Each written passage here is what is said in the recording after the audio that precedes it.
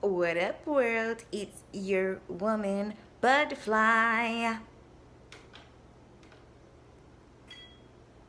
I love that sound, y'all. That is my washer and dryer, y'all. My washer and dryer. Wash it, wash it, wash it, wash it, wash it, wash it. Getting those clothes clean so I can get some rest because I gotta be to work tomorrow. Hi. Y'all just don't understand how much I love that sound. Okay. How y'all doing tonight? Y'all, the Lord done got on me because I was off for 2 days and I ain't say nothing to my babies. I just sat around here. I went to Augusta to visit Caterpillar, and we went to the gym, and we just got a few things done. Speaking of getting things done, how did y'all's 7-day fast go? Mine's went okay. I was able to fast from Instagram, and I believe that God really appreciated that. I'm gonna do it again soon because I wasn't able to like, even though I fasted from Instagram, my hands just went to other sites. So it's like I was like checking my email, checking in on Facebook. I freaking hate Facebook, but I was like checking in on there, and I wasn't able to stay in complete silence like I was supposed to. So I'm gonna try to do that more at night before I go to bed, cause I just this phone is like glued to my freaking hand. I need to stop because it's like a lust type deal. So we're gonna try again this week. And y'all don't laugh at that junk in the background. That's my office, okay? This is my office. All right, you can laugh at it now, but by the end of the week it's gonna be set up, okay? Cause I wanna be a millionaire so freaking bad. Let me stop singing that freaking secular music. Anyway, since I haven't been here for 2 days, I'm gonna work on my Mr. Bad romance story a little bit more. And let me go ahead and finish telling y'all. If you don't know the story, you can go all the way back to the beginning. And you know, there's some parts in there that sound unbelievable and all that, but I'm not making this up, okay? To to make this up, you'd have to be a 4-year-old that's high on markers or something like that. Okay, you can't make it up. All right, this is real life here. Okay, I'm telling you exactly everything that happened because you know, we can't really see in life. You can't see, and you lie to yourself when you love somebody or whatever. And don't do that. Okay, do not do that, or else you're gonna be in a world of trouble. Don't ever lie to yourself, ever. Okay, don't ever make excuses for nobody. Don't let nobody gaslight you. Okay, protect yourself. Guard your grill. Okay, if something's not right from the beginning, all right, you need to cut it. And the faster you cut it, the better. Okay, and if God sees that, He will bring you your soulmate. But if God sees that you will sit there and lie to yourself when somebody has done something wrong to you, okay, He can't bring your soulmate like that. Okay, because you're gonna mess it up. You're gonna end up going back to the person that does you wrong, or you know, you're just gonna mess it up somehow. Okay, because you like to lie to yourself. Okay, so lying to yourself is lying to God. If you lie to yourself, you'll lie to Him, and He's not gonna come nowhere near you with that self-denial and having your blinders on and, you know, pretending like somebody didn't just say that to you, or pretend like somebody didn't just do that to you. So you can't be you're not creating you have to create an environment for your soulmate, okay? Because your soulmate is God, so you have to create that environment, and you can't be stuck on the devil. Okay, if you want your soulmate to come near you. All right? So, please, we're getting rid of the liars, we're getting rid of the smokers, we're getting rid of the people that don't give a freaking dang on about you. We're getting rid of that. All right? So that you can create that environment. Okay, so now let's get back to the story. I'm at the part where me and my daughter were getting evicted from this house that we had in Charlotte. Okay, and that's when the butterfly show started. Actually, I had a bunch of episodes that I deleted, and I shouldn't have deleted them. Um I should have just, I don't know, put them on private or something. I just felt like that's back when I wasn't really as strong as I am now when it comes to Big Brother and people out there watching you.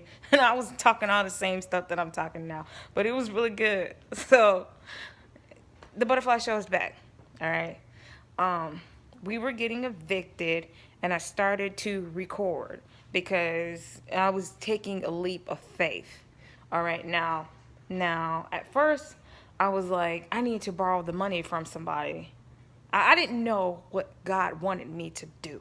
Okay, I was like, what do you want me to do? You know what I'm saying? Are we gonna still are we gonna be able to pay these people? Because they wanted $2,084. Okay, for me to stay there. All right. I was like, they wanted at least 900 of it. All right. And I was like, how can I come up with this money? Does God want me to call people and ask people?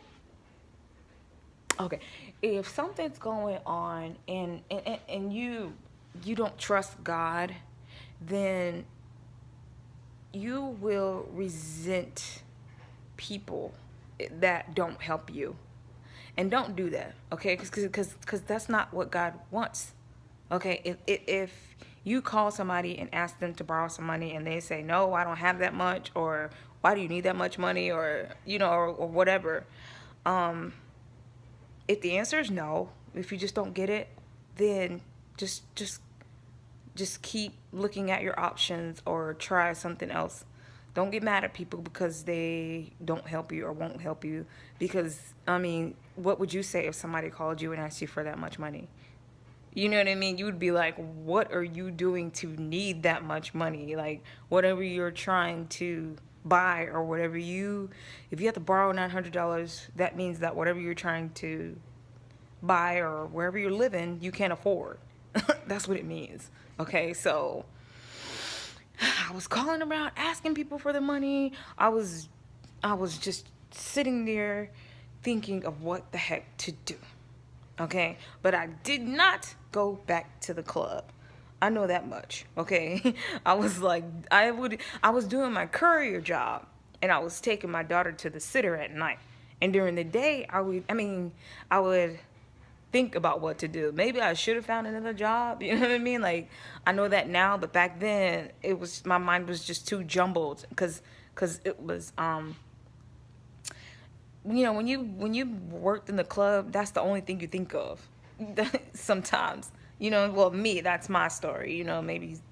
Maybe some. It's just hard to wean yourself off of the club environment and the money. When you go and get a regular job and you get your paycheck, you like, I could have made that, and I've been there for 2 weeks, and I could have made this in 4 hours. You know what I mean? So you get upset, but I just did not want to be in that environment anymore. Okay, so I was like, okay, I don't know what God wants me to do, but we're not staying in this house. So I just started to record the butterfly show as the time for us to get out got closer, and God just opened my eyes and showed me things about this house that weren't even good. You know what I mean? Like when you get something, or and the devil gave it to you, there's nothing good about that. He doesn't want you to enjoy anything. Okay, that's the reason why a lot of these famous people inside those big old mansions that they have. Y'all saw Whitney Houston's house when she died. Okay, it was trashed. It was a big trash. It was a big old mansion. Okay, but inside was trash. Okay, you got famous people whose houses are getting broken into and they stealing all these jewels and money. Like, that's the kind of stuff that happens when you are living the life that they live, because uh, the devil don't want you to enjoy anything. All right, I'll give you this mansion. I'll give you this big house. I will give you this big old 4-bedroom house, but this pipe is gonna bust in the backyard, and you're already gonna owe $800 as soon as you move in. Your dishwasher is not going to work, and I know that you don't like to wash dishes, so the dishwasher is just gonna, all this nasty food and stuff is just gonna crumble out of it. You know what I'm saying? Then your neighbors are gonna annoy the heck out of you. You know what I'm saying? Like, yeah, it's a big house. And then you got Mr. Bad Romance. And one thing about him is whenever he found out where I was at, he would just pop up. You know, and I used to just let him in. Okay? And around the time I was getting evicted, I didn't hear from him at all. Okay? At all. All right? And I later learned that the spirit that possesses him can see me all the time. Okay, so this spirit knew that I was getting evicted, and it tempted me to go back to the club. Okay, because it was around CIAA time when I could have easily made the money to stay there, but I said no. Okay, I said I don't want to do that no more. Okay, I don't care if it is CIAA. Something is up with this dancing stuff. Okay, I'm tired of having a little bit of clothes on. I'm tired of the heels. I'm tired of people touching me. It's not worth the money, and it's doing something to my soul, right? The camming. I don't know who these people are on this screen popping up, and it's just doing something to my soul, okay? So, and of course, you know, God lives in you, all right? Your soul, all right? But your soul can leave your body if the conditions are not, like when you drink and you don't remember what you did, or when you get high, you don't remember what you did. It's because your soul has left your body. Your soul doesn't want to be there anymore. Okay, God doesn't want to be. He doesn't want to live there. Okay, because you're drinking. You know, you're not letting God use you. There's another spirit that's living there. Okay, if you're dressed like a whore, okay, and you're tempting guys or using guys or dancing for married men and all that stuff. You're not gonna. God's not gonna sit up there and let you make him do that. Okay, so he's gonna leave. All right, and the devil's using you. Okay, so anyway. All right, so we ended up getting evicted, and I took my stuff and put it in storage. Okay, because we needed to get out. So I thank God it was my daughter's last day of school. Well, no, it wasn't her last day of school. Okay, she had a little bit more school. Okay, but when she came home one day, I was like, okay, we have to leave. You know, and I felt so freaking bad at this time because I don't, you know, we don't want to make some of the mistakes that our parents made. And one mistake that my mother made with me growing up that used to hurt me so bad is that when something happened, it would just be a freaking surprise. You know what I mean? Like if we had to move or something, then we would come home and all of the stuff would be packed, and like it's like, where are we going? You know, we're just going. You know, she never really. I know you can't tell your children everything because you don't want to get their little emotions involved, and you know, have them crying and stuff. But my mom, she just didn't consider our feelings at all. So I felt bad because I felt like I was doing the same thing to my daughter. But I told her as much as I could about what's going on, and I tried to make the move as you know, smooth as possible. So, you know, I recorded together with her about all the things that was bad about the house, you know, and that this was a leap of faith, and I told her everything that God was doing. So, you know, it was still like, you know, we're leaving this house, but dang, you know what I'm saying? Like, what is the plan? Okay, I didn't know what the plan was. Okay, so I took all my stuff, put it in storage. All right, I was working the courier job, and it was like a leap of faith. And I was so freaking scared to be on the street. All right. And God knew that. That was my biggest fear, to be on the street and not have a place to live. Okay. Now I have my daughter with me, and it's like, okay, so God carried me the whole time. Okay. My feet did not touch the streets. All right. I'm going to tell you how it went. Okay. Because I was without a home for about almost 2 weeks. Okay. During the daytime, my daughter would be in school. Okay. So during the daytime, she would be in school, and I would like find somewhere to park and sleep. Okay, then when she got out of school, we would kind of hang out, at the park or wherever, and then I would take her to the babysitter at night, and she would go to sleep, and I would do my courier job. Okay, and then I would do that until morning, and then I would pick her up from the sitter and then take her to school. So she went from school to the sitter, and then I remember one weekend, on the weekend, I would take her to the sitter a little sooner, or we would just go to the park, or we would go out to eat or something like that. But my feet never touched the street. Okay. So after about a week and a half, of me doing this courier job, because the courier job, it just wasn't enough. And it just didn't dawn on me to look for another job, um, until like, um, until like week and a half, maybe like a week later. Okay. So I started to look for another job on Craigslist, right? And I was like, oh, okay, I need a shower.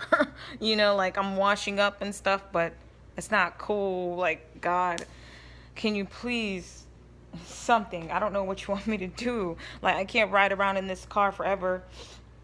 I'm getting behind on my car payments, and this courier job is just not enough. It's only enough for us to eat, So I was like, I really need something. I don't know what you want me to do. So I started to look for another job, right? And I found this ad for a job selling pools, right? And it was like, but before you sell pools, there's going to be 3 days of training. And you got to come to Raleigh, North Carolina for the training, right? So I went to, it was my daughter's last day of school. Okay. And the training was that Saturday after her last day of school. So I packed her up in the car and we drove out to Raleigh for the training. And then right when I was feeling like I need a shower, I can't take it no more, like I really would like a little comfort because I'm out here in the car constantly, right when I had that feeling of, feeling grimy and not taking a shower, we get to this training, and it turns out that they pay for 3 days at the La Quinta Inn. Okay, so after being on the street for about a week and a half, I'm at the La Quinta Inn for 3 nights for free. You know what I'm saying? Free breakfast. Daughter's in the bed chilling, watching cartoons. And I was just so happy, y'all. I stayed in that shower for about 5 hours. I stayed in that shower so long. I was so happy and so thankful that I was able to take a shower. Okay? So we did 3 days of training. And then after that, they gave us like this pool kit thing, and we were supposed to sell pools. Now, I could have done that, but not in the condition that I was in. Like, when you sell the pools, you get a commission. It's just like selling houses. Selling houses and selling pools go together. The people see the commercials, and you come over, and then you measure their yard and all this stuff, and then you try to convince them to get a bigger pool or in-ground pool or something like that. But maybe one day I'll go back to that. I don't know. But we drove from Raleigh. Okay. Oh, and I had gas money on my card, but on the third day when it was time for us to leave, I checked my card, and the insurance company for my car had took some money off my card. Okay. I don't know why I forgot about that, but it left me with about, I think it was like almost $7. So I am in Raleigh with my daughter in the car. I need to get back to Charlotte, which is about 3 hours away, with $7 on my card. Okay? So I didn't know what to do at all.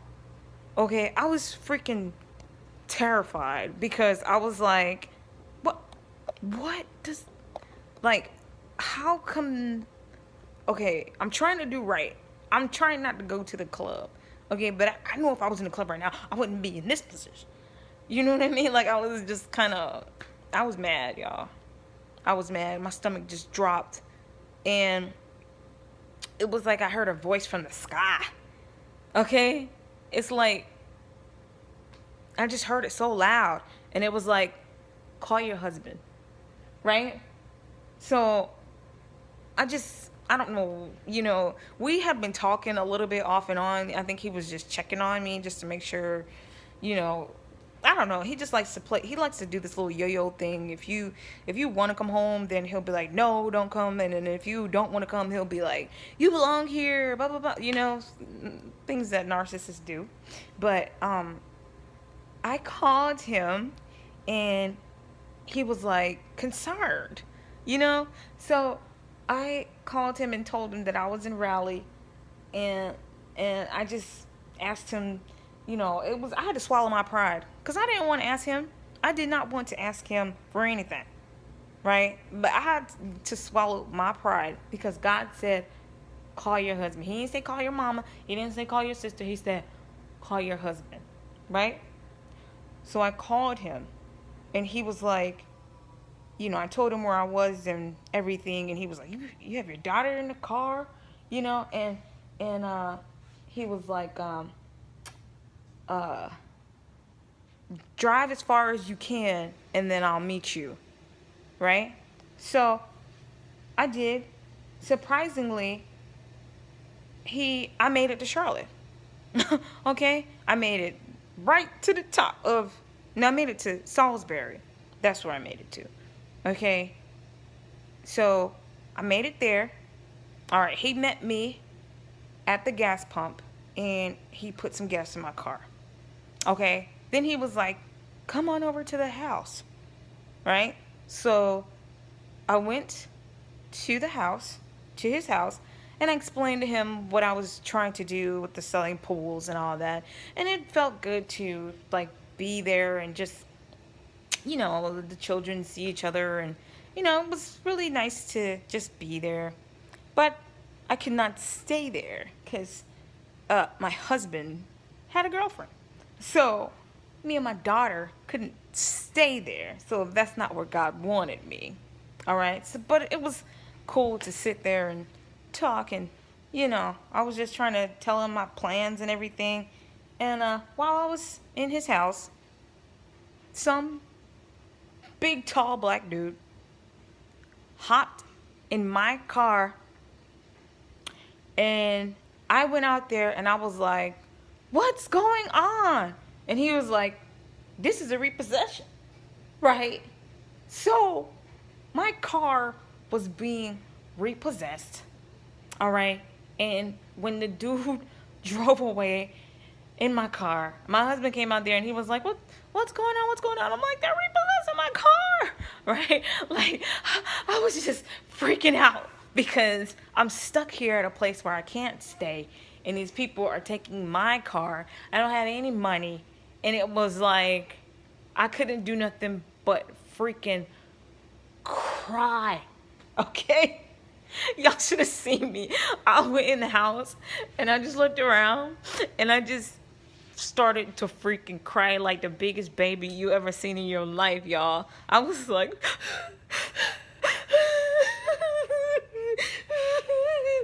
just crying because I was like, what am I doing? Like, what the heck am I doing? These people just took my freaking car. We've been evicted. Like, I really just let everything go. Like, what the heck am I doing? What kind of freaking circle am I spinning around in? So I just started to cry, and it just hurt so bad when that man drove away in my car, right? But something happened, okay?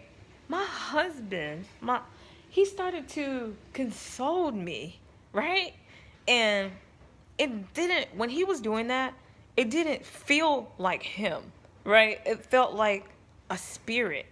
It was like, he was like, oh, you just need a little love, right? And he just grabbed me while I was crying, and he just kept patting me and patting me and rubbing me and patting me and rubbing me, right? And I was just like, it was like I felt something.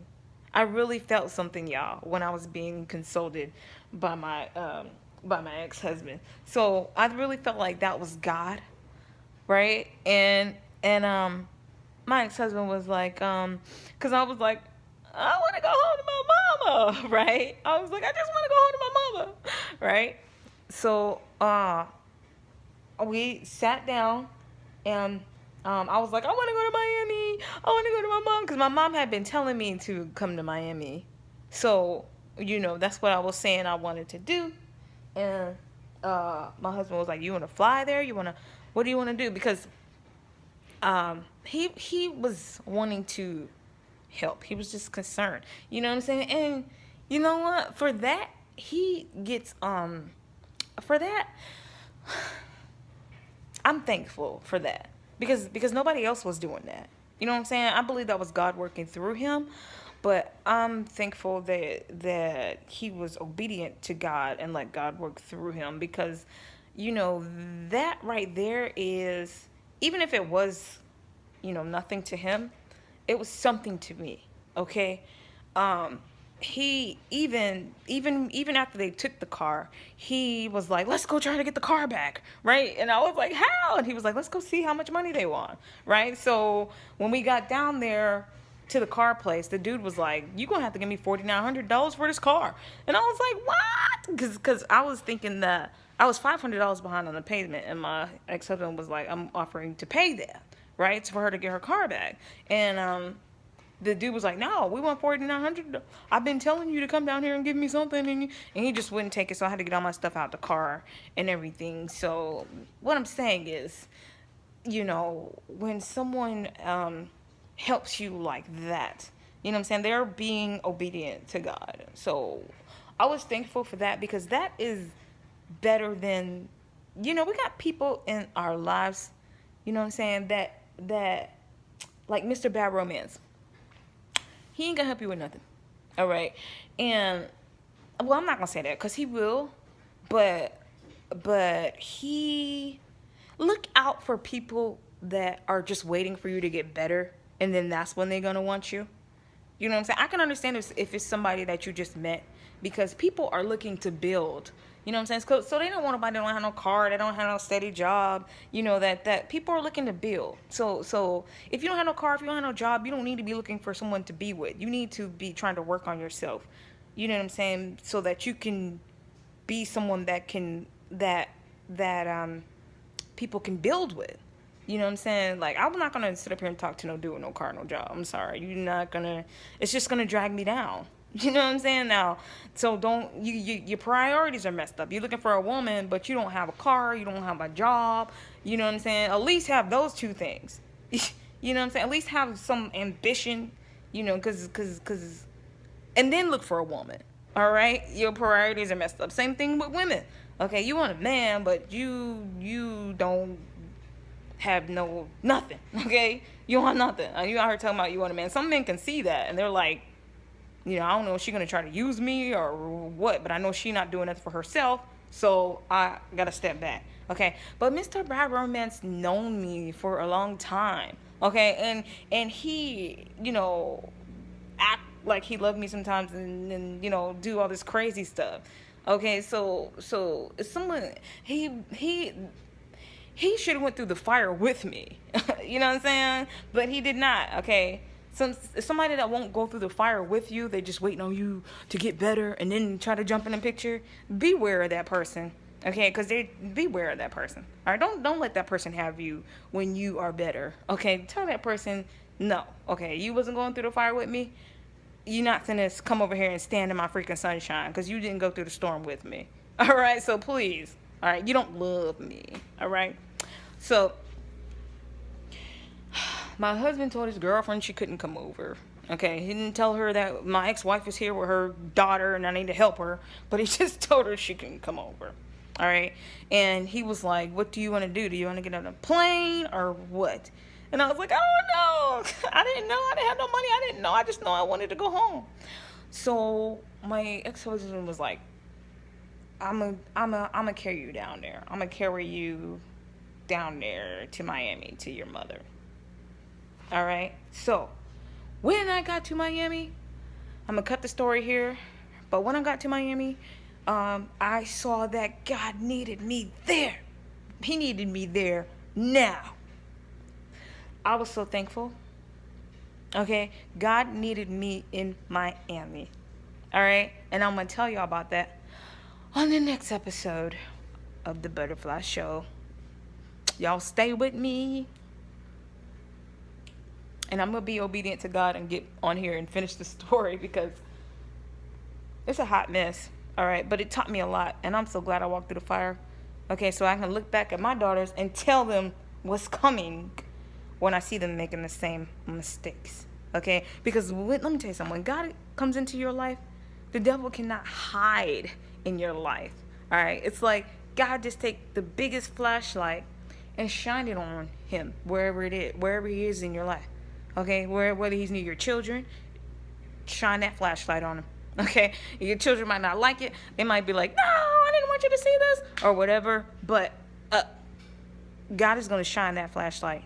Okay, so God took a big old flashlight and shined it in Miami. And I'm going to tell y'all about that on the next episode. Okay, bye, babies.